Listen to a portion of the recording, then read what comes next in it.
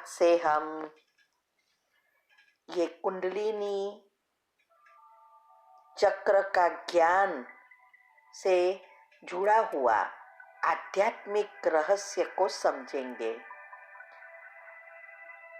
इसके पहले हमने पहला टॉपिक में समझाया था कि ये श्री चक्र जो दुनिया में कहते हैं कि इससे सब दुख दूर होते हैं, जब वो एक्टिवेट होता है तो उसका भी हमने रहस्य समझाया कि कब ये श्री चक्र घूमना शुरू होता है और कैसे हमारे संचित कर्म भस्म होते हैं, वो हमने पहले टॉपिक में समझाया। अभी ये जो कुंडलिनी शक्ति के साथ जुड़े हुए 7 चक्र, 3 नाड़ियां और उसके कार्य को समझेंगे। इससे ही सब कार्य होता है और सारा संसार चलता है, और ये सब डीएनए के साथ भी जुड़ा हुआ है। अभी कुंडलिनी चक्र और 3 नाड़ियां का ये जो आध्यात्मिक रहस्य है वो हमने साइंटिफिक रीति से और ज्ञान से जोड़कर बहुत ही मंथन करके समझकर समझाने का प्रयत्न किया है। अगर आप ये अच्छी रीति सुनेंगे और समझेंगे तो आपके जीवन में बहुत काम आएगा और उसका उपयोग भी समझ में आएगा, जिससे पता चलेगा कि कैसे हमारे संचित कर्म भस्म हो सकते हैं। हमारे शरीर में ये जो 7 चक्र है उसके साथ 7 रंग है। वही रंग सूर्य के किरणों में वो 7 मेघधनुष में भी दिखाई देता है, और शरीर के मेन जो 7 ऑर्गन्स है वो भी इससे ही जुड़ा हुआ है। और इस तक पहुंचने का एक ही रास्ता है, हमारे 7 गुण मुख्य जो है वो इनसे जुड़े हुए हैं, और 7 तत्व है, इंद्रिया है और विकार।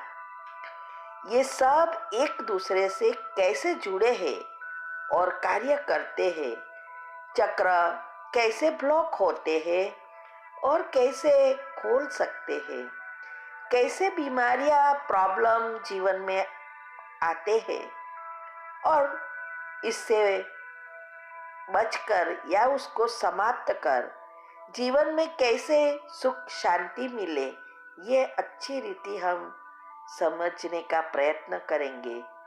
इसीलिए हर एक टॉपिक अच्छी रीति सुनेंगे, समझेंगे, तभी ये बातें समझ में आएगी।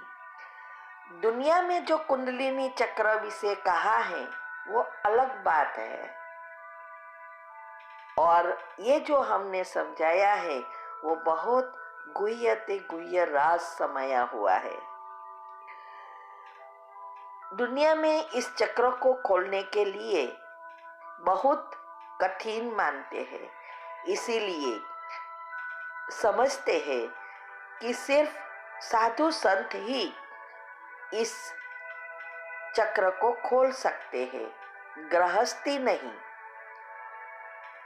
वो लोग नीचे के मूलाधार चक्र से खुलते हुए ऊपर सहस्त्रार चक्र तक जाते हैं। वास्तव में दुनिया में कोई भी नहीं जानते और किसी के भी खुलते नहीं है। मना ये चक्र कैसे खोलना है वो कोई समझते नहीं, कोई जानते नहीं है। सिर्फ कहते हैं ऐसे चक्र खोलो, ऐसे खोलो, लेकिन किसी के खुलते ही नहीं है। परमात्मा ही ये बता सकते हैं, और वो ही अभी आके सहज रास्ता बता रहा है कि आज्ञा चक्र पर ध्यान टिकाकर उसे जोड़कर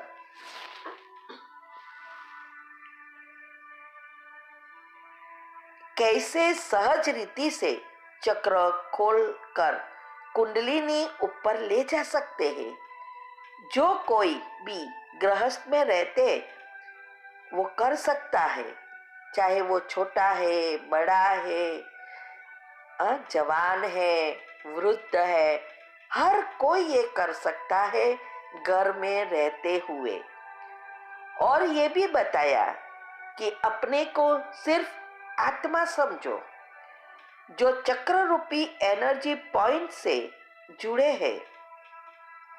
ये हर एक चक्र गुणों से जुड़ा है, तो गुणों का चिंतन करने से चक्र खुलते हैं और अवगुण का चिंतन करने से चक्र ब्लॉक होते हैं। इसीलिए परमात्मा कहते हैं कि संकल्प परिवर्तन करो, गुणों का चिंतन करो तो मेरे साथ जुड़ जाओगे। यही रियल राजयोग है जिससे योग अग्नि उत्पन्न होती है और सारे संचित कर्म भस्म हो जाते हैं और ये सब चक्र खुल जाएंगे। आत्मा में शक्ति भरेगी, कुंडलिनी ऊपर पहुंच जाएगी तो अंतमति सोगति हो जाएगी, स्वर्ग के अधिकारी बन जाएंगे। ये जो परमात्मा आके ये गुह्य राज समझा रहे हैं कि कैसे हमें संकल्प से ही ये सब कुछ कर सकते हैं। हमारे मुख्य दो शरीर है, स्थूल और सूक्ष्म। जो दिखाई देता है वो स्थूल शरीर है और जो नहीं दिखाई देता वो सूक्ष्म शरीर है।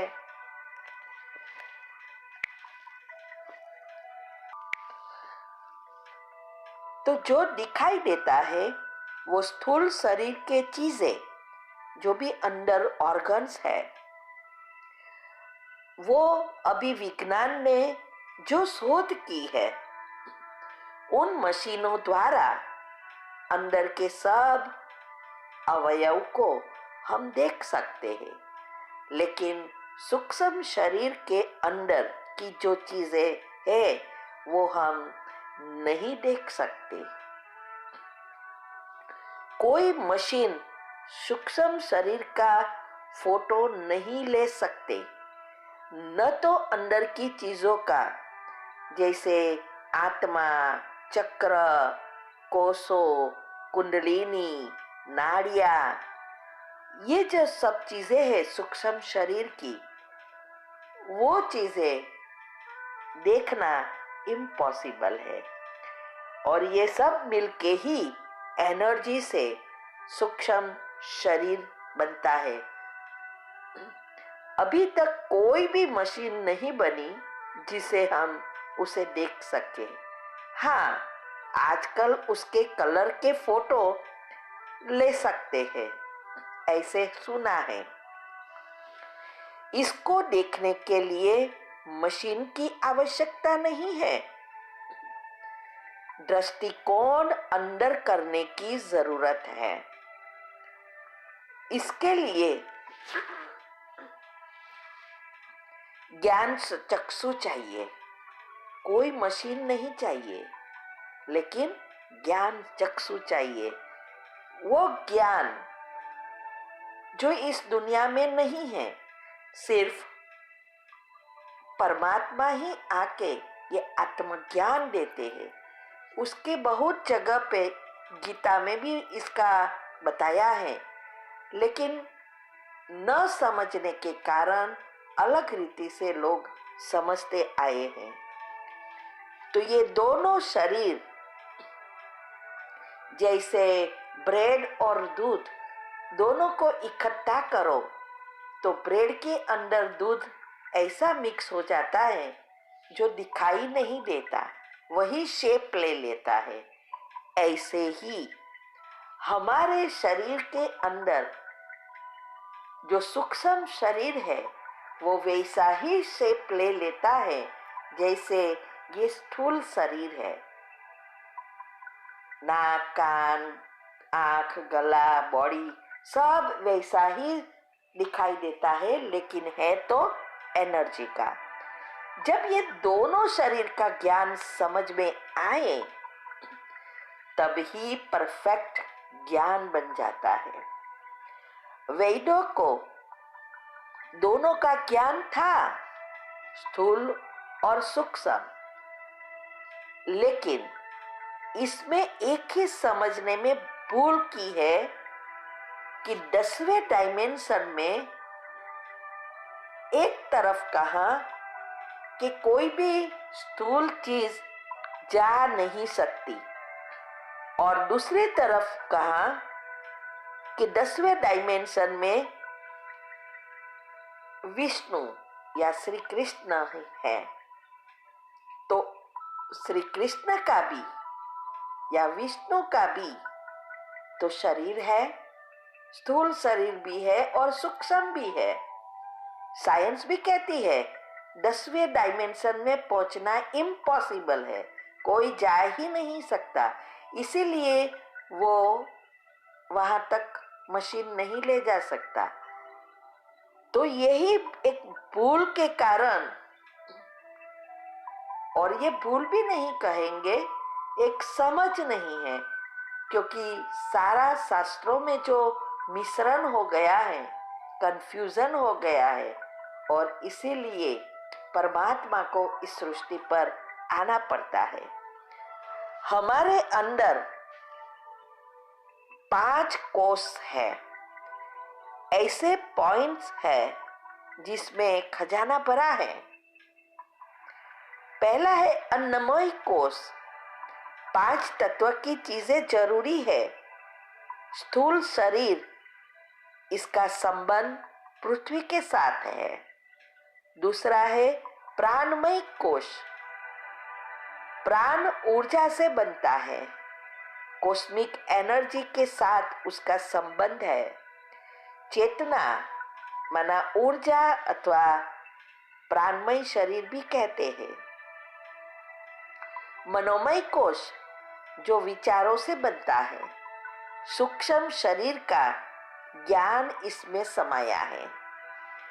चौथा है विज्ञानमय कोष, जिसमें इंद्रिया और ब्रह्मांड का ज्ञान समाया हुआ है। अगर हमें ये आज्ञा चक्र खुल जाए तो सारा ज्ञान बाहर आना शुरू हो जाता है। और 5वां आनंदमय कोष, जो सहस्त्र चक्र, हम परमात्मा के समान बन जाते हैं और जिसको सत्य चित्त आनंद स्वरूप कहते हैं। कहते हैं यहाँ रीढ़ की हड्डी, जहाँ रीढ़ की हड्डी समाप्त होती है उसके नीचे त्रिकोण है। कहते हैं उस त्रिकोण के अंदर एक मांस का टुकड़ा है जिसका आकार शिवलिंग का है। उसके ऊपर 3.5 बल लगाकर कुंडलिनी बैठी है और इस त्रिकोण के ऊपर मूलाधार चक्र है। अगर ये एक्टिवेट हो जाए, माना चलने लगे, तब ये कुंडलिनी जागती है, धीरे धीरे ऊपर चढ़ती है। वैसे तो 7 चक्र सभी के बंद है, सोए हुए हैं, वो काम करना शुरू हो जाते हैं। अगर एक्टिवेट करना है तो इसके लिए ये योग, राजयोग जिसको कहते हैं, मेडिटेशन जरूरी है। इससे ही एनर्जी का एक साइकिल बनता है जिससे 7 चक्र एक्टिव हो जाते हैं, क्योंकि हम इस जो ब्रह्मांड है और उसकी जो रचना है, ग्रह, जो मुख्य 8 ग्रह है, उनसे ये सब जुड़ा हुआ है और सब चीजें परमात्मा से जुड़ी है।